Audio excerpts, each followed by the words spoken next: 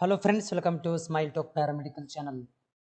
Friends, ನನ್ನ ಒಂದು subscriber ವಿದ್ಯಾರ್ಥಿಗಳು ಯಾರು ಅಲ್ಲಲ್ ಸೈನ್ಸ್ ಮಾಡಬೇಕಂತಿದ್ದಾರೆ ಅಂದರೆ BSc MLT, BSc OT, BSc cardiac technology, BSc dialysis technology ಮತ್ತು BPTಗಳನ್ನು ಮಾಡಬೇಕಂತಿದ್ದಾರೆ.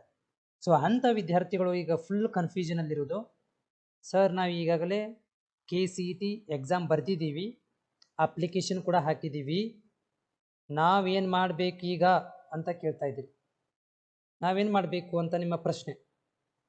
ಸಿಂಪಲ್ಲಾಗಿ ಏನು ಮಾಡೋ ಹಾಗಿಲ್ಲ.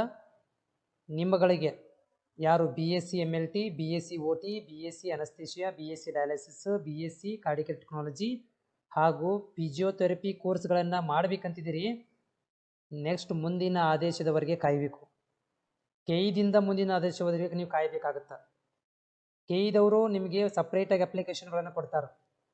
ಅಪ್ಲಿಕೇಶನ್ ಅಂದರೆ ಸಪ್ರೇಟ್ ಆದಂಥ ಕೌನ್ಸಿಲಿಂಗ್ ಪ್ರೊಸೆಸನ್ನು ಮಾಡ್ತಾರೆ. ಈಗ ಬಿಟ್ಟಿರುವಂಥ ಡಾಕ್ಯುಮೆಂಟ್ ವೆರಿಫಿಕೇಶನ್ ನಿಮಗೆ ಸಂಬಂಧ ಇಲ್ಲ, ಎಲ್ಲಿ ಕೂಡ ಅವರು ಹೇಳಿಲ್ಲ.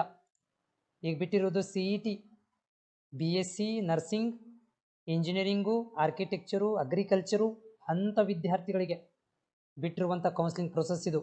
ಡಾಕ್ಯುಮೆಂಟ್ ವೆರಿಫಿಕೇಶನ್ ನಡೀತಾ ಇರೋದು. ನೀವುಗಳು ಯಾರು ಅಪ್ಲಿಕೇಶನ್ ಹಾಕಿದಿರಿ, ನೀವು ವೇಟ್ ಮಾಡಬೇಕು.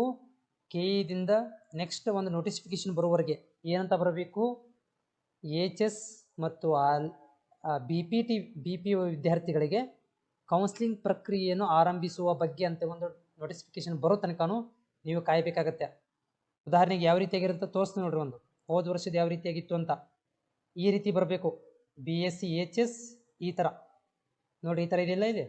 BH HS BPT BPO ಈ ರೀತಿಯಾಗಿ ಒಂದು ಏನು ಬರಬೇಕು, ನಿಮಗೆ ಅಪ್ಲಿಕೇಶನ್ ರಿಲೀಸ್ ಆಗಬೇಕು. ಅಲ್ಲಿ ತನಕ ಕಾಯ್ಬೇಕು ನೋಡ್ರಿ. BSc ಅಲ್ಲರಲ್ science fees details, BSc BPO BPT ಈ ಥರ BPO BPT ಅಲ್ಲರಲ್ ಸೈನ್ಸ್ ಅಂತ ಈ ಥರ ಬರಬೇಕು ನಿಮ್ಮಲ್ಲಿ. ಈ ಥರ ಬರೋ ತನಕನೂ ನೀವು ಕಾಯಬೇಕಾಗತ್ತೆ. ಈಗ ಡಾಕ್ಯುಮೆಂಟ್ ವೆರಿಫಿಕೇಶನ್ ನಡೀತಾ ಇರೋದು BS ನರ್ಸಿಂಗಿಗೆ. ಬೇಕಾದರೆ ನೀವು BS ನರ್ಸಿಂಗ್ ಟ್ರೈ ಮಾಡಿರಿ. BS ನರ್ಸಿಂಗ್ ಸಿಗಲಿಲ್ಲ ಅಂತಂದರೆ ನೆಕ್ಸ್ಟು BPO BPT ಅಲ್ಲರಲ್ ಸೈನ್ಸಿಗೆ ಕರೀತಾರೆ.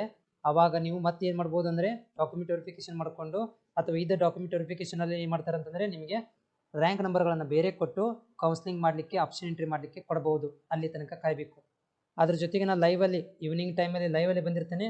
ಅವಾಗ ಕೂಡ ನೀವು ನನಗೆ ನೀಟಾಗಿ ಕಾಮೆಂಟ್ಗಳನ್ನು ಬರೆದು ಹಾಕಿದರೆ ಅದನ್ನು ಓದಿ ಅದಕ್ಕೆ ಸೊಲ್ಯೂಷನ್ ಕೊಡಲಿಕ್ಕೆ ಟ್ರೈ ಮಾಡ್ತೇನೆ. Thank you.